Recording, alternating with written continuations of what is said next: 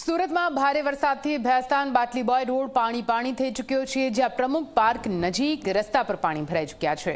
પાણી ભરાવાના કારણે વાહન ચાલકોને ભારે મુશ્કેલીનો સામનો કરવો પડી રહ્યો છે। સવારમાં નોકરી સ્કૂલ જતા લોકોને પણ પડી રહી છે હાલાકી। રસ્તા પર પાણી ભરાઈ જવાને કારણે વાહન ચાલકો હેરાન પરેશાન થઈ ચૂક્યા છે। અનેક વાહનો બંધ થયા। મેઘરાજાની એન્ટ્રી સાથે જ તંત્રની કામગીરી ખુલ્લી પડી ગઈ।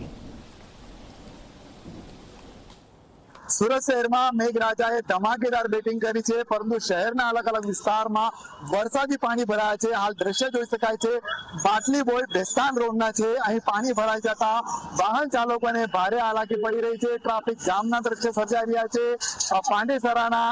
પાંડેસરા અને બાટલી બોય આ બેસ્તાન તરફનો રસ્તો કહી શકાય છે। અહીંથી લોકો નેશનલ હાઈવે સુધી સીધા પહોંચતા હોય છે, પરંતુ આ પરિસ્થિતિ અહીં સર્જાઈ રહી છે।